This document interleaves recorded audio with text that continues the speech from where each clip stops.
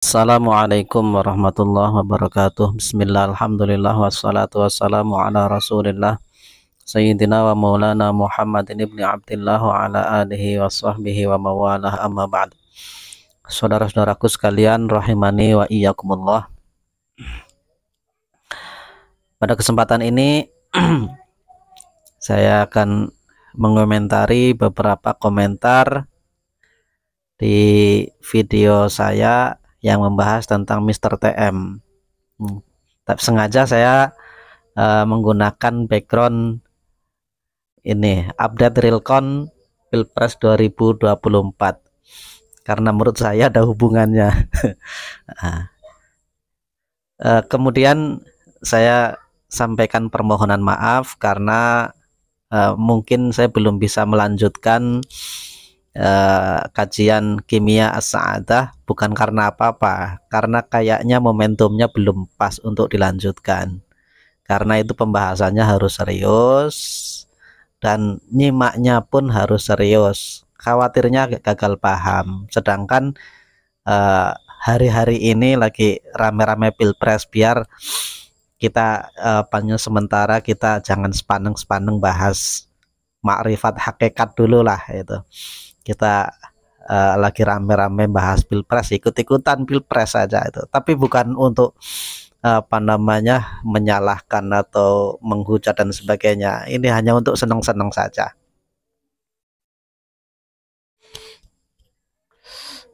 Karena pilpres itu kan bahasanya adalah pesta demokrasi. Namanya pesta kan harusnya senang-senang itu. Betapapun hasilnya seperti apa ya kita terima saja gitu. Sambil mengomentari di antara komentar yang ada di video saya yang membahas tentang Mr. TM, saya mengajukan kitab, diantaranya kitab Kifayatul Atqiya yang ditulis oleh Sayyid Abu Bakar Syato. Orang pesantren pasti paham siapa beliau. Penulis I'anatut Thalibin.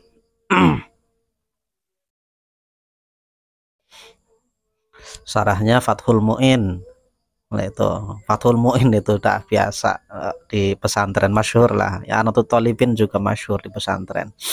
Kalau dalam bidang fikih belum baca itu ya masih kurang, khususnya fikih Syafi'i. Ketika saya membahas tentang konsep syariat dan hakikat, saya mengajukan kitab Kifayatul Atqiya. Tiba-tiba ada yang komen, jelas ente itu levelnya masih level teori syariat, belum layak untuk mengomentari Mr. TM yang sudah levelnya hakikat itu. Kemudian saya tanya, hakikat menurutmu itu seperti apa, Lur? Itu ya jawabnya ngalor ngidul biasa lah, nggak jelas.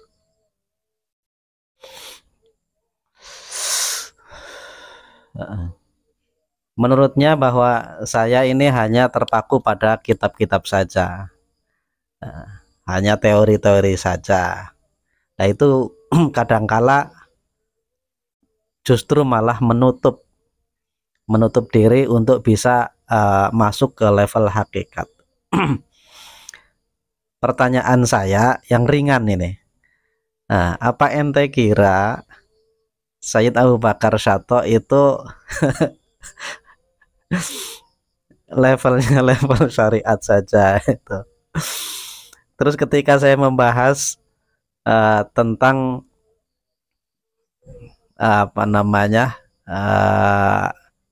ma'rifatullah, saya dari situ saya ada niat untuk membahas kitab Kimia as-Sa'adah dari muqaddimahnya, mudah-mudahan nanti suatu saat sampai akhir itu. Nah, dikomentari juga. Di komentarnya masih sama, levelnya masih syariat itu. Lah ente kira Imam Ghazali itu ngarang itu. Ente kira apa namanya yang kamu ikuti itu Mister TM itu lebih tinggi dari Imam Ghazali itu.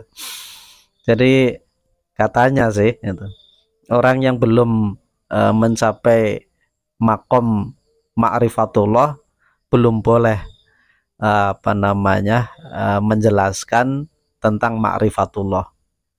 Ya saya juga nggak menjelaskan.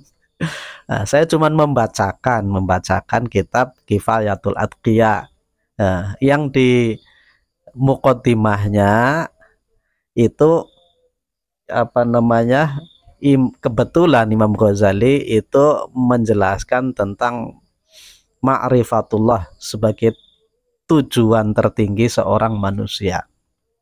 Ma'rifatullah itu seperti apa? Nah, di situ kan udah dijelaskan.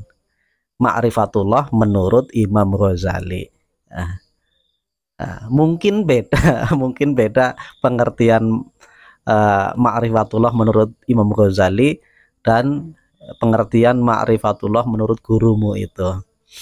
Ya, yang katanya bisa apa namanya walaupun masih hidup sudah bisa menembus akhirat itu. Pertanyaan kecil saya itu, kalau memang sudah bisa menembus akhirat, apa mungkin secara logika itu orang sudah tahu alam barzakh, orang udah tahu akhirat, udah tahu surga neraka, apa mungkin masih doyan duit itu? Apalagi dia apa namanya nantang untuk ketemuan, dia bisa membuktikan bahwa dia sudah musyahadah dengan Allah. Ini apa namanya, saya kalau modelnya Pak Prabowo itu wah, udah jogetin aja yang kayak gini. Diajak diskusi ilmiah nggak nyambung, hanya bisa ngata-ngatain, ya jogetin aja itu. Ya paling tidak kita kan apa namanya, kata Mister TM sendiri, al ulama warasatul ambia, mengutip dari hadis Nabi itu. Yang diwariskan ulama apa? Yang diwariskan oleh para nabi itu apa? Ya ilmu syariat. Paling tidak ketika kita menghadapi apapun, persoalan apapun, kan kita sudah ada salurannya. Kita uji validitasnya ada dengan apa? Dengan ilmu. Makanya dalam manaqib Syekh Abdul Qadir itu kan pernah diceritakan Syekh Abdul Qadir ketika beliau sedang kholwat itu kan didatangi sosok, ada suara itu hatif, ada suara seperti ilham, Abdul Qadir sudah cukup ibadahmu, kamu sudah nggak perlu ibadah lagi karena sudah apa namanya cukup untuk masuk surga itu. Nah tapi Syekh Abdul Qadir tidak percaya begitu saja walaupun wujudnya itu seperti cahaya. Tapi beliau nggak percaya seperti itu aja. Karena apa? Karena beliau orang berilmu. Maka untuk memvalidasi ini setan apa malaikat, divalidasi dengan apa? Dengan ilmu. Kanjeng Nabi saja masih beribadah karena Kanjeng Nabi seorang hamba sudah seharusnya beribadah. Nah, kalau ada keterangan-keterangan yang tidak sesuai dengan sunnah Rasul, ya pasti harus ditolak gitu.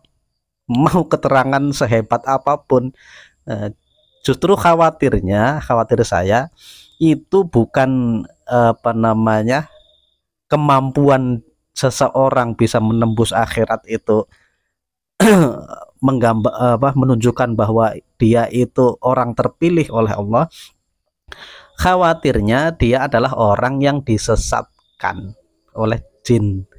Karena udah banyak seperti itu. Dulu saya tuh waktu masih di Jogja, saya di Krapyak, masih ngaji lah di Krapyak. saya setoran sama Al-Maghfurullah Romo Yai Najib. Nah, ada seorang teman saya itu asli Medan. Nah, dia katanya dari Magelang. Nah, di Magelang ada seorang kiai katanya.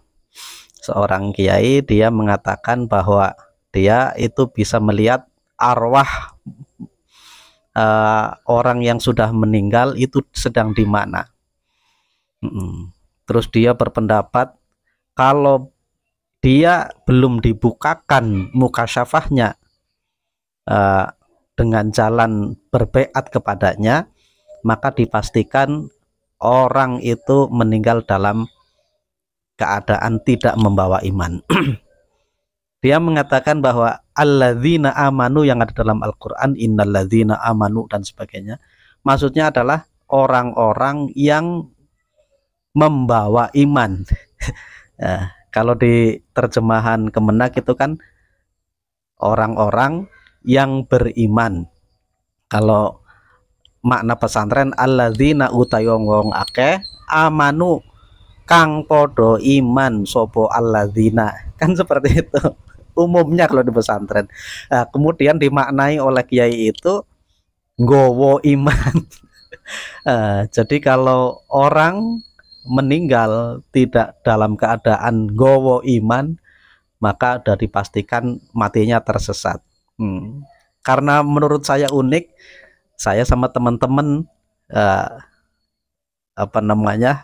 sowan ke beliau pakai motor, dulu ada berapa motor itu. Begitu sowan menghadap beliau, ada yang iseng nanya, punten Mbah, ruhnya Mbah Munawir Krapyak sekarang di mana itu? Di neraka. Seketika itu juga saya ngakak luar biasa saya itu. Terus langsung saya teman-teman wong edan rasati itu. Rasati sowane balik-balik pulang-pulang ngajak pulang. Udah jelas itu orang edan yang kayak gitu. Pikirannya itu dipengaruhi oleh jin itu.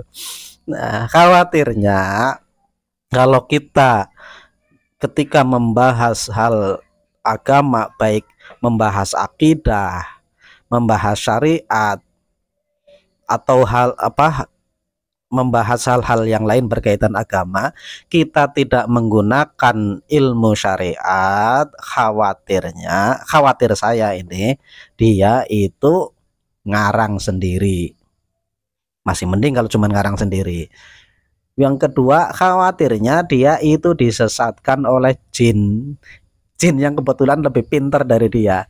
Buktinya pengikut-pengikutnya kalau diajak diskusi dalilnya apa, dari kitab apa, mungkin ada keterangan dari ulama mana gitu yang bisa kita kaji bareng-bareng, kita baca bareng-bareng. Misalkan dari ada kitab apa gitu di dalam penjelasannya,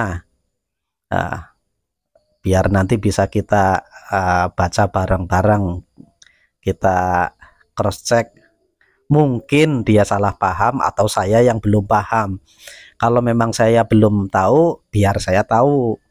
Nah, kalau memang dia salah paham, ya paling tidak bisa diluruskan. Kita kaji dengan apa? Ya cara membacanya benar apa enggak. Jangan-jangan yang badal itu dianggap sebagai naat. Nah, itu aja udah beda. Atau tamyiz dianggap sebagai naat. Itu beda. Ya, khawatir. Atau sifat naat dianggap dibacanya badal itu. Kan udah beda itu maknanya.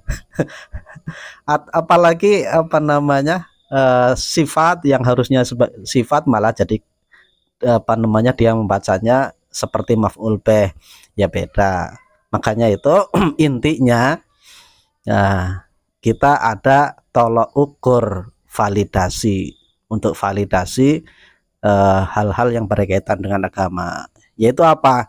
Ya kita dari Al-Quran dengan dalil sunnah, atau paling tidak keterangan yang pernah disampaikan oleh para ulama yang sudah masyhur lah, itu Imam Ghazali sudah masyhur. Terus kaitannya dengan pilpres apa ya, saya lihat apa namanya, orang-orang yang mengikuti mohon maaf ya, mengikuti Mr. TM ya, merkedeweng istilahnya itulah, kata orang Sukabumi, merkedeweng itu ya susah dijelaskan itu ya. Pokok padahal apa namanya, misalkan ada dia menemukan di websitenya KPU itu ada kecurangan-kecurangan tidak sesuai ya dengan data real, dia punya form C tapi ternyata dicek di website KPU berbeda, ya tinggal disalurkan saja, tinggal dia apa namanya, beritahu ke tim sesnya, biar tim sesnya nanti bisa mengumpulkan data-data itu, nanti biar jadi temuan-temuan, nanti bisa jadi dalil di depan persidangan MK. Kan gitu, kita sudah punya salurannya, nggak usah ngomong macam-macam di medsos dan sebagainya. Lah apa gunanya ente mau ngomong menemukan 1000 kejanggalan antara realita dan yang di input oleh website KPU. Mau 1000 yang kamu temukan tapi tidak apa namanya dihadirkan di persidangan MK, nggak ada gunanya. Walaupun cuma 1 temuan tapi bisa dihadirkan di persidangan MK, itu jauh lebih kuat daripada 1000 temuan tapi tidak bisa hanya ada di medsos-medsos. Nah sekarang kan gampang ngedit-ngedit juga, soal jam itu foto di edit juga gampang, sangat gampang sekali. Soal suara itu apa namanya, percakapan itu gampang sekali. Saya ngomong kayak gini tiba-tiba diduping jadi ngomong bahasa Arab, gampang sekali, suaranya persis dengan suara saya. Nah itu, ini sudah zaman canggih, jangan mudah tertipu. Kita yang sudah dikasih saluran yang jelas, sistem yang jelas oleh pemerintah, ya kita gunakan sesuai dengan saluran itu. Nggak usah ngarang, nggak usah banyak ngomong, nggak usah banyak debat yang nggak jelas. Wallahu a'lam bishawab. Maghrib. Terima kasih. Assalamualaikum warahmatullahi wabarakatuh.